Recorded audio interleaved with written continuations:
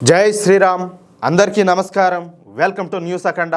నేను మీ కస్తూరి శ్రీధర్. మిత్రులారా, ఇప్పటిదాకా న్యూస్ అఖండాలో మీరు చూస్తున్నటువంటి ప్రతి వార్త వెనుక ఎంతో కష్టం ఉండదు. నిజం చెప్పాలంటే ఈ ఛానల్ను నడపడం ఇప్పుడు నాకు చెప్పాలంటే చాలా భారంగా మారింది. ఎన్నోసార్లు ఛానల్ ఆపేద్దామా అనిపించినా మీలో కొంతమంది ఇచ్చేటటువంటి ధైర్యం, మీరు చూపేటటువంటి ప్రేమ నన్నైతే ఇప్పటి వరకు ముందుకు నడిపించినాయి. కానీ మన ఛానల్ బ్రతకాలన్నా లేక నేను మీకు ఇంకా మంచి సమాచారం ఇవ్వాలన్నా మీ సహాయం నాకు చాలా అవసరం. మీరు ఇచ్చేటటువంటి అది ఎంత చిన్న మొత్తమైనా సరే, అది ఎంత చిన్న మొత్తమైనా నాకు కొండంత అండ. మన ఛానల్ చెప్పాలంటే మనందరి గొంతుక. ఇది సామాన్యుల ఛానల్. దీన్ని ఆగిపోనివద్దని మనస్ఫూర్తిగా మిమ్మల్ని అందరినీ కూడా కోరుకుంటున్నా. ప్రతి ఒక్కరు కూడా మీ శక్తి మేరకు చిన్న సహాయం చేసి మన ఛానల్ను ఆదుకోవాలని కోరుతున్నా. స్క్రీన్ మీద QR కోడ్ ఉంటుంది. దాన్ని స్కాన్ చేసినా కూడా మీరు డబ్బులు పంపొచ్చు. లేదా అక్కడే నెంబర్ ఉంటుంది, దానికి జీపే అలాగే పేటిఎం ఉన్నాయన్నమాట. వాటి ద్వారా అయినా మీరు డబ్బులు పంపొచ్చు. ఒకవేళ మీకు అకౌంట్ డీటెయిల్స్ కావాలనుకుంటే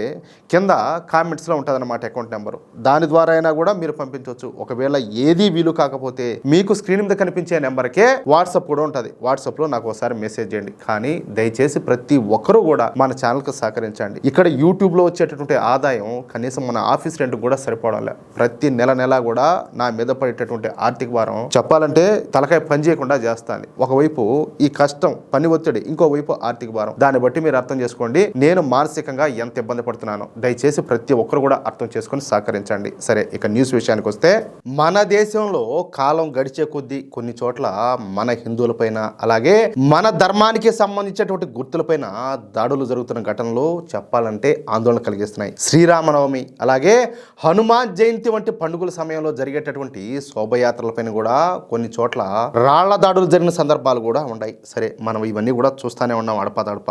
ఇలాంటి సంఘటనలు తరచుగా మతపరమైనటువంటి ఉద్రిక్తతలకు దారితీస్తున్నాయి. కొన్ని రాష్ట్రాల్లో పురాతన దేవాలయాలపైన దాడులు జరగడం లేదా విగ్రహాలను ధ్వంసం చేయడం వంటి ఘటనలు వార్తల్లో నిలుస్తున్నాయి. ఇకపోతే హిందూ యువతలను లక్ష్యంగా చేసుకుని జరుగుతున్నటువంటి మత మార్పిడి ప్రయత్నాలు కూడా మన సమాజంలో అశాంతిని అయితే రేపుతున్నాయి. అంటే ఈ లవ్ జిహాద్ వ్యవహారం అన్నమాట. ముఖ్యంగా సరిహద్దు ప్రాంతాల్లోనూ అలాగే కొన్ని రాష్ట్రాల్లో మైనార్టీలుగా ఉన్నటువంటి హిందువులు రాజకీయ అలాగే మత కారణాల పేరుతో నేరుగా టార్గెట్ అవుతారు. ఇప్పుడు కాశ్మీర్ ఉండాది, కాశ్మీర్లో హిందువులకు విలువ ఉండాది. సరే, ఇక పశ్చిమ బెంగాల్ తీసుకోండి. ఆ పశ్చిమ బెంగాల్ రాష్ట్రంలో అసలు హిందువులు ఉండారో లేరో కూడా అర్థం కావాల. ఇక కేరళను తీసుకోండి. కేరళలో పేరుకు ఉండారంటే ఆ విధంగా ఉండదన్నమాట. ఇదే చిన్న విషయం ఏం కాదు కదా. కొన్ని చోట్లయితే పరిస్థితి ఇంకా తీవ్రంగా మారుతుంది. అయితే మన దేశంలో నరేంద్ర మోడీ ప్రభుత్వం వచ్చిన తర్వాత ప్రభుత్వం అలాగే కోర్టులు ఇలాంటి దాడులను అరికట్టేందుకు కఠినంగా చర్యలు అయితే తీసుకుంటున్నాయి. నేరగాళ్లకు కఠినంగా శిక్షలు వేయడం అలాగే మతాల మధ్య శాంతి సామరస్యాన్ని కాపాడేందుకు శాంతి కమిటీలు ఏర్పాటు చేయడం వంటి చర్యలన్నీ కూడా తీసుకుంటున్నారు. ఏ మతానికి చెందిన వారిపైన దాడి జరిగినా అది మానవత్వం పైన జరిగేటటువంటి దాడిగానే పరిగణించాలా, అవునా కాదా? భారతదేశం వంటి భిన్నత్వంలో ఏకత్వం కలిగినటువంటి దేశంలో పరమత సహనం అలాగే పరస్పర గౌరవం అనేది చాలా ముఖ్యం. సరే, అది మన హిందువులపైన దాడి జరిగినా లేదా ఇతర మతస్థులపైన దాడులు జరిగినా వాటిని అరికట్టడం అనేది సమాజంలో ఉన్నటువంటి ప్రతి ఒక్కరి బాధ్యత. కానీ నిజంగా అదే బాధ్యతతో వ్యవహరిస్తున్నారా అన్నదే ఇప్పుడు పెద్ద ప్రశ్న. ఇప్పుడు మన హిందువులందరూ కూడా పరమత సహనం పాటిస్తారు. మిగతా వాళ్ళు పండుగలు చేసుకుంటా ఉంటే వాళ్ళతో కలిసి పార్టిసిపేట్ చేస్తారు. లేదా వాళ్ళ పాటి వాళ్ళ మానాన్న వాళ్ళు ఉంటారు, వీళ్ళు మానాన్న వీళ్ళు ఉంటారు. కానీ ఇక్కడ అట్లేదే. మన హిందువులు పండుగలు వస్తే చాలన్నట్టు ఎదురు చూస్తా ఉన్నట్టున్నది. వీళ్ళంతా కూడా ఎవరు హిందూ వ్యతిరేకులు కావాలనే మన మీద వచ్చి దాడులు చేస్తున్నారు.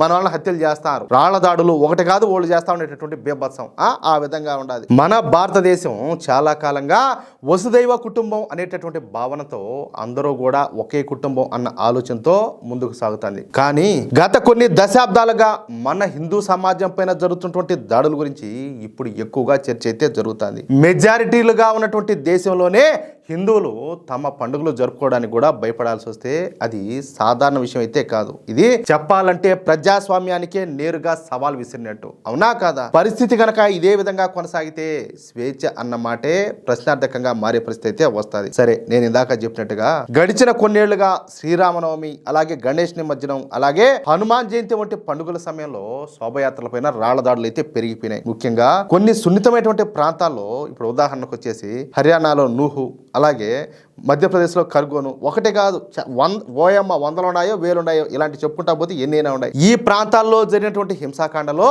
సామాన్య హిందువులు తమ ప్రాణాలు ఆస్తులు కోల్పోయిన ఘటనలో ఎన్నో చోటు చేసుకున్నాయి. ఇప్పుడు అంతకంటే దారుణమైన విషయం ఒకటి తమిళనాడులో జరిగిందన్నమాట. సరే, ఇది విన్నారంటే అసలు మనసులో లేకుండా పోతుంది. తమిళనాడులో స్టాలిన్ ప్రభుత్వం ప్రస్తుతం అధికారంలో ఉన్న సంగతి మీకు కూడా తెలిసిందే. సరే, ఇంక ఎలక్షన్లు ఏంటంటే వచ్చేసినాయి. రేపు ఎలక్షన్ జరిగిపోతే ఎవరు మళ్ళీ అధికారంలోకి వచ్చారో ఎవరు పోతారో ఇప్పటికైతే పూర్తిగా క్లారిటీ అయితే లేకుండా ఉండాలి. ఈ స్టాలిన్ అనేవాడు పరమ సూడో సెక్యులర్ మాత్రమే కాకుండా పచ్చి హిందూ వ్యతిరేక కూడా. అంతేకాకుండా ముస్లింల పైన ఎక్కడ లేని ప్రేమను గురిపిస్తూ ఉంటాడు. కరెక్టే, ఒక రాజకీయ నాయకుడిగా కరెక్టే. ఎందుకంటే అతను వాళ్ళ నుంచి ఓట్లు ఆశిస్తున్నాడు. వాళ్ళంతా కూడా ఏంది గంప కొత్తగా ఓట్లు వేస్తారు. ఇప్పుడు అతను హిందూ వ్యతిరేకి కాబట్టి కళ్ళు మూసుకొని అతను ఓట్లు వేసేస్తారు. అవునా కాదా?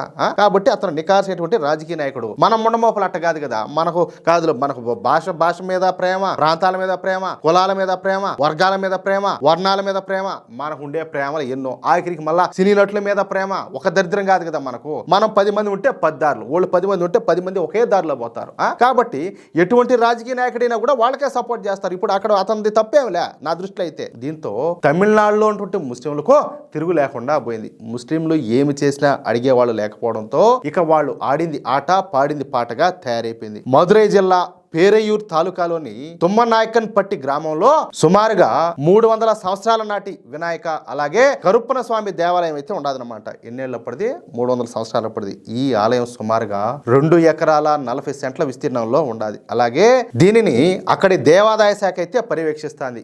ఈ వినాయక అలాగే కరుప్పన స్వామి ఆలయం చెప్పాను కదా 300 సంవత్సరాల నాటిదన్నమాట. అయితే దీనికి సమీపంలో ఉన్నటువంటి మసీదును సుమారుగా 100 సంవత్సరాల క్రితం నిర్మించారన్నమాట. ఇప్పుడు 100 సంవత్సరాల ముందు. కానీ ఆలయం మసీదు కంటే పురాతనమైంది. ఈ మసీదు వచ్చేసి 100 సంవత్సరాలది అయితే గుడి వచ్చేసి 300 సంవత్సరాల నాటిదన్నమాట. సరే, ఇక 300 సంవత్సరాల ఆలయం కదా కాబట్టి అది శిథిలావస్థకు చేరుకుంటా ఉండడంతో ఆలయ పునరుద్ధరణ పనుల కోసం ఆలయ అధికారులు రాష్ట్ర అలాగే జిల్లా స్థాయి నిపుణుల కమిటీల నుంచి ముందస్తు అనుమతి అయితే తీసుకున్నారు. ఇక ఆలయ పునర్నిర్మాణం కూడా ప్రారంభించారు. మంచి పద్ధతి.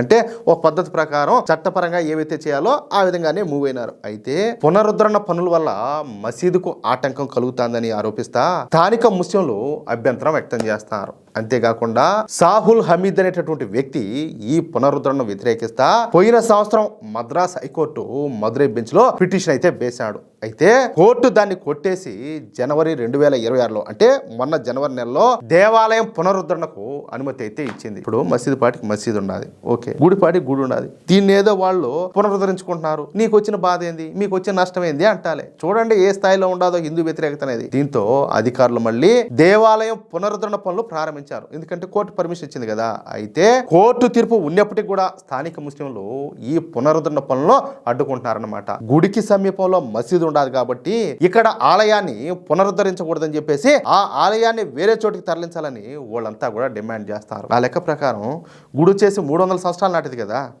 అలాంటప్పుడు అది ఆల్రెడీ గుడి ఉన్నప్పుడు అక్కడ మసీదు ఎట్లా కట్టారు, కట్టేవాళ్ళు ఎట్లా కట్టారు అంటాలే.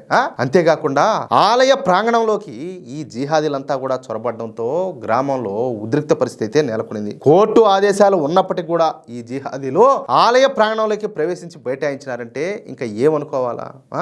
ఇప్పుడు చూడండి, ఇప్పుడు మనోళ్ళు చట్ట ప్రకారమే పోయినారు, కోర్టు కూడా పర్మిషన్ ఇచ్చింది, అయినా కూడా వీళ్ళు ఈ మాట చేస్తారంటే అది కాదు. రౌడీజమా, దాదాగిరా, గోండాగిరా ఏంది?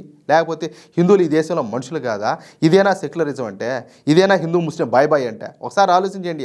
గ్రామస్తులు మాత్రం ఇది తమ పూర్వీకుల నాటి ఆలయమని కాబట్టి అదే స్థలంలో ఆలయ పునరుద్ధరణ జరగాలని చెప్పేసి వాళ్ళంతా కూడా కోరుతారు. పరిస్థితి ఉద్రిక్తంగా మారడంతో గ్రామంలో భారీగా పోలీసులందరినీ కూడా మోహరించారు. వాస్తవానికి ఈ తమిళనాడు రాష్ట్రంలో ముస్లింల జనాభా కేవలం 7% మాత్రమే. అదే హిందువుల జనాభా తీసుకుంటే 70%గా ఉండాలి, అంటే 10 రెట్లు ఎక్కువ. కానీ తమిళనాడులో ఉన్నటువంటి ప్రభుత్వాలు మన హిందువుల మాట వినకుండా ముస్లింల మాట వింటున్నాయి. చెప్పే కదా కారణం ఏంది? మనలో ఉన్నటువంటి లోపమే. మనం ఐకమత్యంగా లేకపోవడం వల్ల, మనల్ని మనం ఒక హిందూగా గుర్తించుకోకపోవడం వల్ల ఇదంతా కూడా జరుగుతుంది. అంటే అది మన చేతగాంతనమా లేక మన సేవ చచ్చిపోయినామా? ఒక్కసారి ప్రతి ఒక్కరు కూడా ఆలోచన చేసుకోవాలా. మిత్రులారా, చూశారు కదా, ఇది మన దేశంలో మన రాష్ట్రాల్లో మన ఆలయాలకు పడుతున్నటువంటి స్థితి. 300 సంవత్సరాల చరిత్ర ఉన్నటువంటి ఆలయం కోర్టు ఇచ్చినటువంటి అనుమతి ఉన్నా సరే కొందరు వ్యక్తులు వచ్చి వచ్చి అడ్డుకుంటున్నారంటే పరిస్థితి ఎంత దారుణంగా ఉండదో అర్థం చేసుకోవచ్చు. ఇక్కడ ప్రశ్న ఒకటే, చట్టం అందరికీ సమానం అన్నప్పుడు హైకోర్టు తీర్పును కూడా బేఖాతరు చేసే ధైర్యం వీళ్ళకి ఎక్కడి నుంచి వస్తుంది? ఓటు బ్యాంకు రాజకీయాల కోసం మన సంస్కృతిని, మన వారసత్వాన్ని వీళ్ళంతా కూడా తాకట్టు పెడుతున్నారనే చెప్పాలా. హిందువులారా, ఇప్పటికైనా కూడా మేల్కోండి. మన దేవాలయాలు మనందరి అస్తిత్వం. మన పూర్వీకులు మనకు అందించేటువంటి ఈ పవిత్ర క్షేత్రాలను కాపాడుకోవాల్సినటువంటి బాధ్యత మనందరిపైన కూడా ఉండాలి. ఈ రోజు అక్కడ, రేపు మన ఇంటి పక్కన కూడా ఇదే జరగవచ్చు. అందుకే అన్యాయాన్ని అందరూ కూడా కలిసికట్టుగా ఎదిరించాలా, అలాగే ధర్మాన్ని రక్షించుకోవాలా. ఈ వీడియో పైన మీ అభిప్రాయాన్ని కింద కామెంట్ రూపంలో తెలియజేయండి. ఈ అన్యాయం పైన ప్రతి హిందూ కూడా గళం విప్పాలా. ఈ వీడియోను అందరికీ షేర్ చేయండి. ఇలాంటి మరిన్ని నిజాల కోసం మన న్యూస్ అఖండ ఛానల్ను ఇప్పుడే సబ్స్క్రైబ్ చేసుకోండి. జై శ్రీరామ్, జై హింద్, భారత్ మాతాకి జై.